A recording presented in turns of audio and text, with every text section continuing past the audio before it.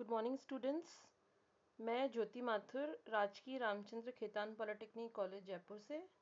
आज हम सब्जेक्ट है DBMS CS 207, उसकी यूनिट नंबर 4 से टॉपिक है सेकेंड नॉर्मल फॉर्म 2NF, उसे डिस्कस करेंगे। इससे पहले वाले वीडियोस में हम नॉर्मलाइजेशन क्या होता है, फंक्शनल डिपेंडेंसीज क्या है, पार्शियल और फुल फंक्शनल डिपेंडेंसी क्या होती है, trivial non trivial functional dependency क्या होती है और 1NF क्या होता है, ये सब चीज़ें डिस्कस कर चुके हैं।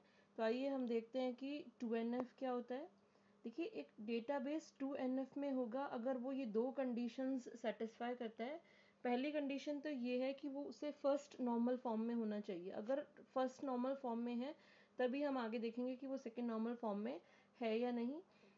ऑल और सेकेंड कंडीशन ये है कि जो भी नॉन की एट्रीब्यूट्स होंगे वो फुली फंक्शनली डिपेंडेंट होने चाहिए प्राइमरी की पर। अब ये फुल फंक्शनल डिपेंडेंसी क्या होती है ये हम ऑलरेडी डिस्कस कर चुके हैं, तो इसके लिए आप पहले वाले वीडियोस एक बार देखें जिसमें फुल फंक्शनल डिपेंडेंसी एक्सप्लेन की है मैंने।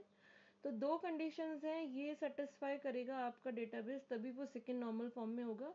पहली कंडीशन तो ये कि वो फर्स्ट नॉर्मल फॉर्म में होना चाहिए, और दूसरी कंडीशन ये कि जितने भी नॉन की एट्रीब्यूट्स होंगे वो फुली फंक्शनली डिपेंडेंट होने चाहिए प्राइमरी की पर, कोई भी पार्शियल डिपेंडेंसी नहीं होनी चाहिए।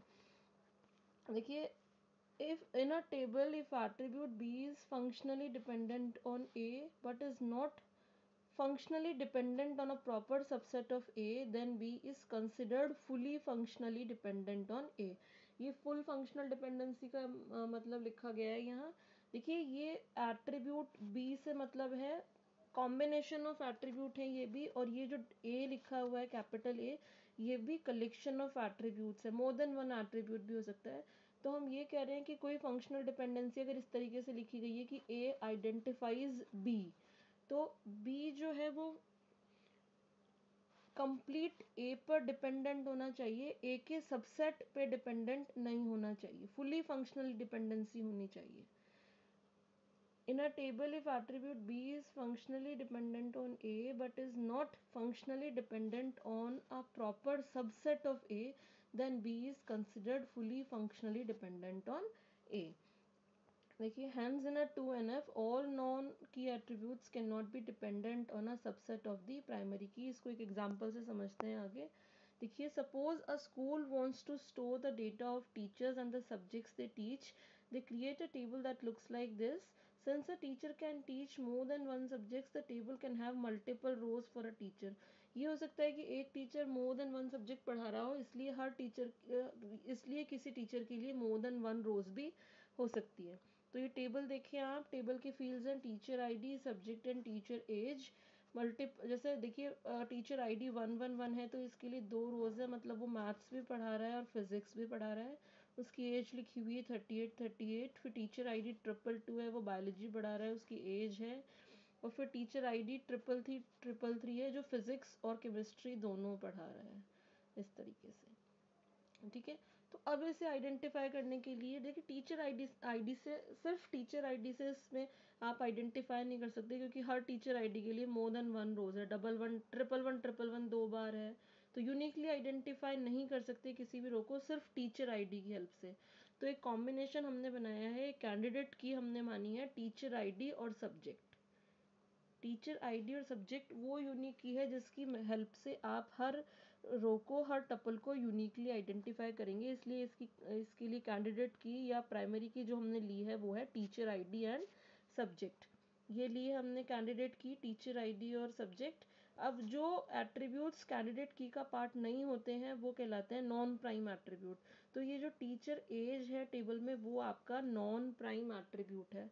अब हम ये कह रहे हैं कि नॉन प्राइम एट्रीब्यूट जो है वो कंप्लीट प्राइमरी की पर डिपेंडेंट होना चाहिए। ऐसा नहीं हो कि प्राइमरी की के एक सिंगल फील्ड से भी आप नॉन प्राइम एट्रीब्यूट को आइडेंटिफाई कर पाए। तो पार्शियल डिपेंडेंसी नहीं होनी चाहिए, फुल फंक्शनल डिपेंडेंसी होनी चाहिए। देखिए, अब the table is in 1NF because each attribute has atomic value. इससे पहले हम देख चुके हैं कि 1NF का मतलब क्या होता है। अगर आपके टेबल की हर फील्ड में एक सिंगल एटॉमिक वैल्यू है तो वो टेबल 1NF में होगी। तो हमारी टेबल में कोई भी एट्रीब्यूट ऐसा नहीं है जो एटॉमिक नहीं है, सब सिंगल सिंगल वैल्यूज हैं, इसलिए आपकी टेबल 1NF में है। However, it is not in 2NF because non-prime attribute teacher age is dependent on teacher ID alone, which is a proper subset of candidate key। देखिए ये कैंडिडेट की है आपकी टीचर आईडी और सब्जेक्ट, तो इसके सबसेट हो सकते हैं टीचर आईडी, सब्जेक्ट, ये इसके सबसेट हो सकते हैं। अब हम ये कह रहे हैं कि कोई भी नॉन प्राइम एट्रीब्यूट किसी भी प्रॉपर सबसेट पर डिपेंडेंट नहीं होना चाहिए। तो ये जो टीचर एज है नॉन प्राइम एट्रीब्यूट, ये आप इस कैंडिडेट की के सिर्फ एक पार्ट से, टीचर आईडी से भी उसकी एज आइडेंटिफाई कर सकते हैं। आपको इस सब्जेक्ट की ज़रूरत नहीं है कैंडिडेट की। तो हम एक कैंडिडेट की के सबसेट से भी नॉन प्राइम एट्रीब्यूट को आइडेंटिफाई कर पा रहे हैं। तो ये पार्शियल डिपेंडेंसी है यहाँ। तो अगर किसी भी डेटाबेस में किसी भी टेबल में पार्शियल डिपेंडेंसी होगी तो वो 2NF में नहीं होगा। तो इस पार्शियल डिपेंडेंसी को रिमूव करके ही हम इस टेबल को 2NF में ला सकते हैं, इस डेटाबेस को। तो देखिए इसको 2NF में लाने के लिए पहले ये एक लाइन और पढ़ लें last. This violates the rule for 2NF as the rules says no non-prime attribute is dependent on the proper subset of any candidate key of the table। तो वापस देखें, ये नॉन प्राइम एट्रीब्यूट है teacher as, ये candidate की का subset है subject, उस पे ही डिपेंडेंट है, सॉरी उसका कैंडिडेट की का सबसेट है टीचर आईडी, उस पर ही डिपेंडेंट है, इसलिए ये डेटाबेस हमारा 2NF में नहीं है। अब आगे देखिए इसको कैसे हमको 2NF में लाना है। To make the table complies with 2NF we can break it into 2 tables like this. हम इसे 2 टेबल्स में डिवाइड करेंगे। एक टेबल में तो हमने लिया है टीचर आईडी और टीचर एज, और दूसरी टीचर सब्जेक्ट टेबल बनाई है जिसमें हमने लिया है टीचर आईडी और सब्जेक्ट। देखिए अब टीचर आईडी से हम टीचर एज निकाल सकते हैं और यहाँ टीचर आईडी से हम सब्जेक्ट निकाल सकते हैं। दोनों वैल्यूज, दोनों टेबल्स 1NF में है क्योंकि हर फील्ड आपका एटॉमिक है। और सेकेंड NF की जो कंडीशन है वो ये है कि कोई भी जो नॉन प्राइम एट्रीब्यूट है, वो नॉन प्राइम जो एट्रीब्यूट है वो कैंडिडेट की के प्रॉपर सबसेट पर डिपेंडेंट नहीं होना चाहिए, पार्शियल डिपेंडेंसी नहीं होनी चाहिए। तो अब यहाँ फर्स्ट वाली टेबल में नॉन प्राइम एट्रीब्यूट आपका टीचर एज है, तो ये टीचर आईडी पे डिपेंडेंट है, इसमें कोई पार्शियल डिपेंडेंसी है नहीं, टोटल फुल फंक्शनल डिपेंडेंसी है ये। यहाँ सेकेंड वाली टेबल में भी हमारी कोई पार्शियल डिपेंडेंसी नहीं है क्योंकि इसकी तो प्राइम की ही आपको टीचर आईडी और सब्जेक्ट बनाना पड़ेगा, बिना दोनों फील्ड के आप यूनिकली आइडेंटिफाई कर ही नहीं सकते।